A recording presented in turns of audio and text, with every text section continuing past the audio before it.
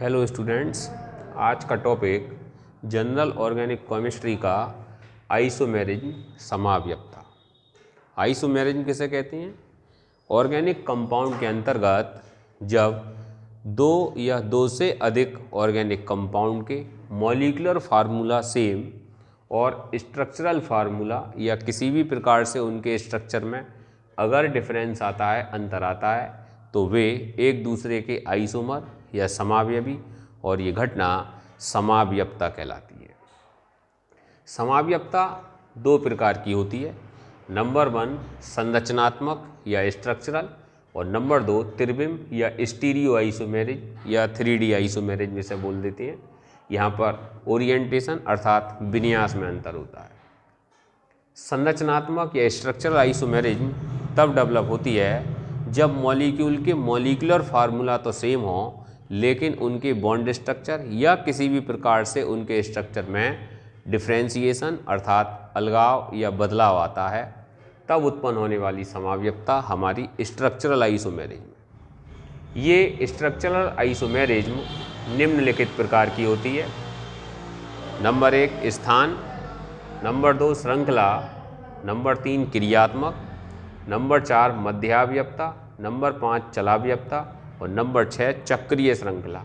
यानी स्थान यानी पोजीशन आइसोमेरिज्म, श्रृंखला यानी चेन आइसोमेरिज्म, क्रियात्मक यानी फंक्शनल आइसोमेरिज्म, मध्यावयवता यानी मेटामेरिज्म, चलावयवता यानी टोटोमेरिज्म और चक्रीय श्रृंखला यानी रिंग चेन आइसोमेरिज्म। इनमें सबसे पहले हम बात करते हैं स्थान समावयवता की, यानी पोजीशन आइसोमेरिज्म की। पोजीशन आइसोमेरिज्म किसी भी मॉलिक्यूल के अंतर्गत तब डेवलप होती है जब किसी एक संयोजी अर्थात यूनिवेलेंट ग्रुप की पोजीशन चेंज हो, जैसे Cl हो, Br हो, OH हो, OCH3 हो, NH2 हो, यहाँ तक कि अगर डबल बॉन्ड या ट्रिपल बॉन्ड की पोजीशन में भी अंतर आता है तो उत्पन्न होने वाली आइसोमेरिज्म सदैव पोजीशन आइसोमेरिज्म होती है।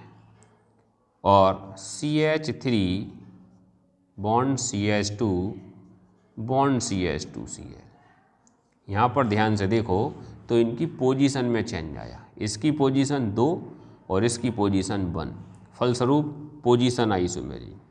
CH3 bond CH double bond CH bond CH3 और CH2 double bond CH bond CH2 और बॉन्ड CH3।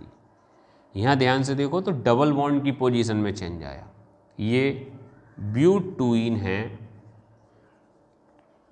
और ये ब्यूट-1-इन है। ब्यूट-टूइन और ब्यूट-1-इन में डबल बॉन्ड की पोजीशन में अंतर आने के कारण उत्पन्न होने वाली समावयवता स्थान समावयवता कहलाएगी।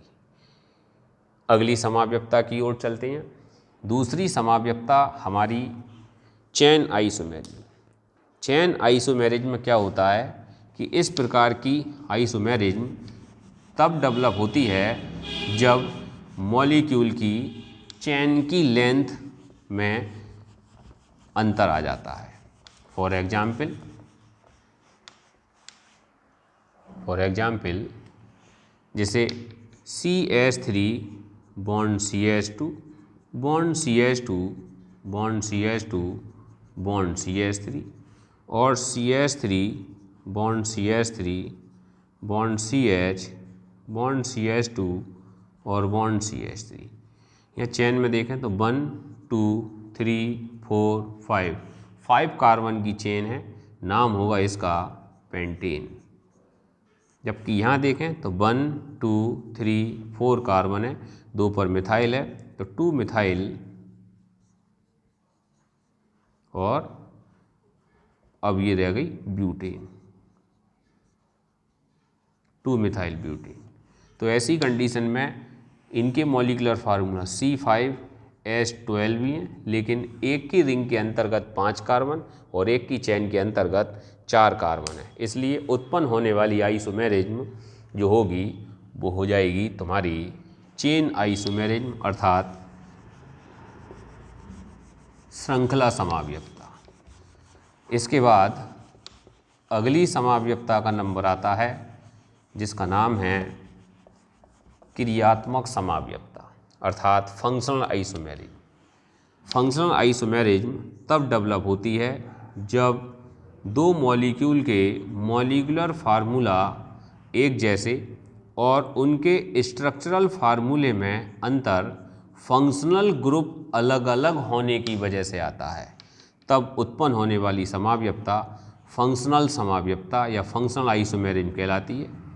जैसे ये एल्कोहल है जबकि ये ईथर है और दोनों के मॉलिक्यूलर फार्मूला C2H6O हैं, दोनों के मॉलिक्यूलर फार्मूला, लेकिन दोनों के अंतर्गत फंक्शनल ग्रुप अलग होने के कारण उत्पन्न होने वाली आइसोमेरिज्म फंक्शनल आइसोमेरिज्म होगी।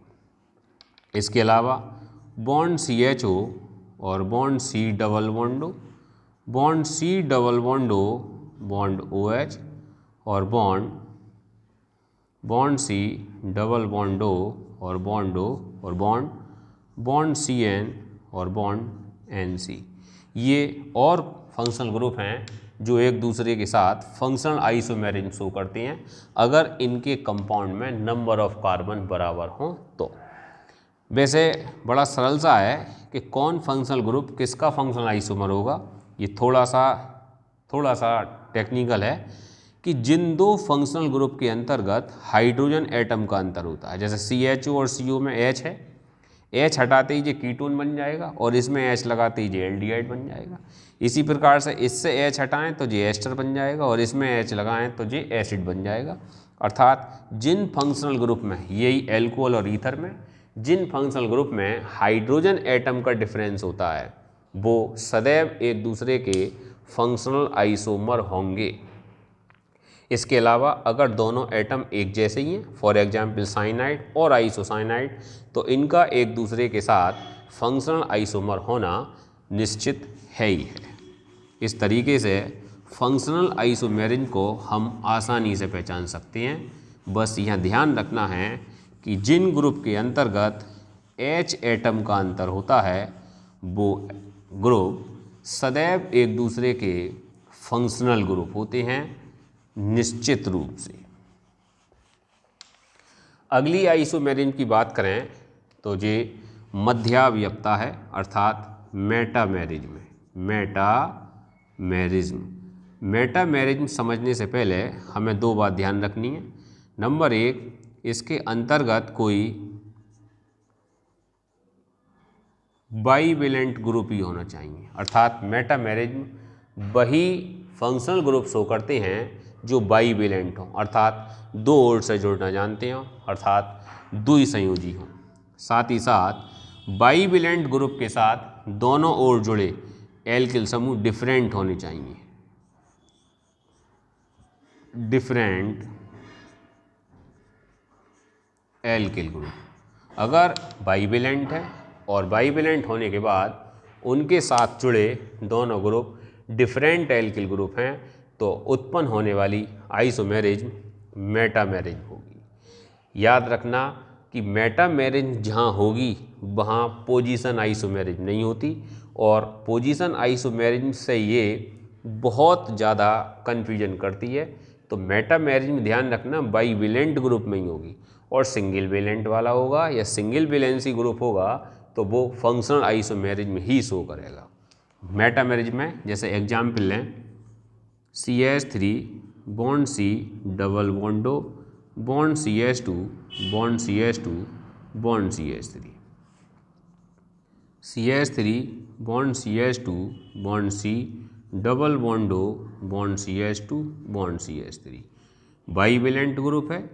दोनों ओर जुड़ने वाले एल्किल ग्रुप भी अलग अलग हैं, इसलिए उत्पन्न होने वाली आइसोमेरिज्म मेटामेरिज्म होगी। नाम देखें इसका तो इसका नाम होगा पेंटेन टू ओन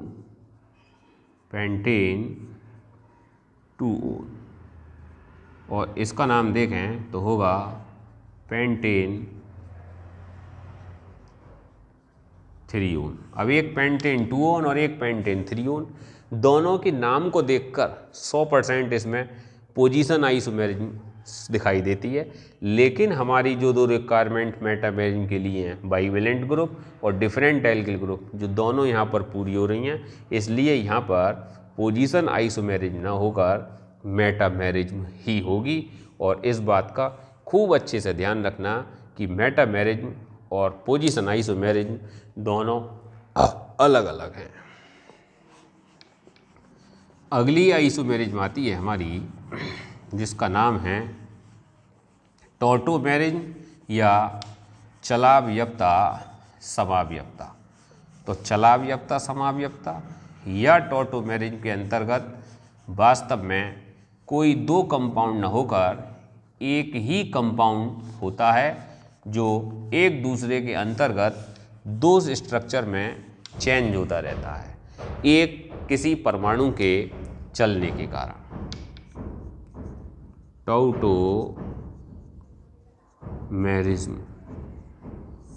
इसे कीटो इनॉल आइसोमेरिज्म भी बोलते हैं। For example CH3 bond C double bond O bond CH3, और इसके अंतर्गत क्या होगा कि ये वाला जो डबल बॉन्ड है वो यहाँ मूव करेगा और इसका एक H यहाँ मूव कर जाएगा। CH3 bond C bond OH और डबल बॉन्ड CH2। तो ये वाला स्ट्रक्चर तो हो गया इसका कीटो फॉर्म, और ये वाला हो गया इन प्लस ऑल अर्थात इनॉल स्ट्रक्चर।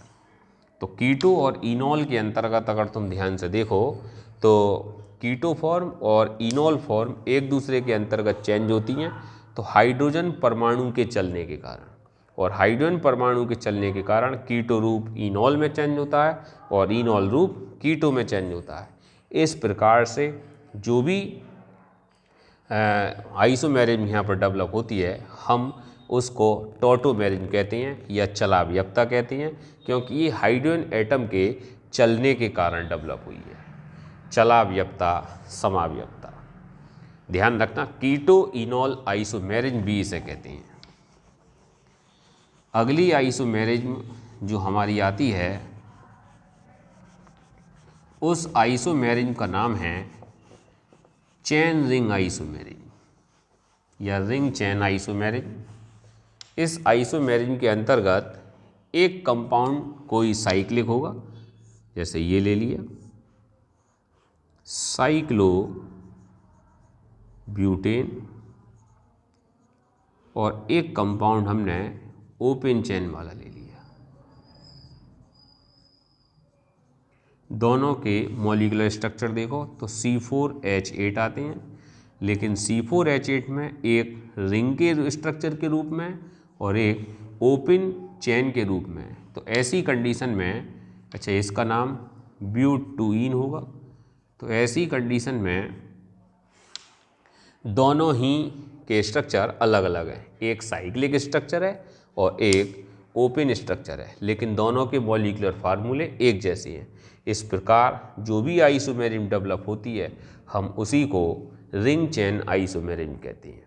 इस प्रकार टोटल स्ट्रक्चरल आइसोमेरिज्म कंप्लीट हुई, जिनमें पहली पोजीशन थी, दूसरी चेन या श्रृंखला थी, तीसरी फंक्शनल थी, चौथी मेटामेरिज्म थी, पांचवी टॉटोमेरिज्म थी और छठी रिंग चेन आइसोमेरिज्म थी।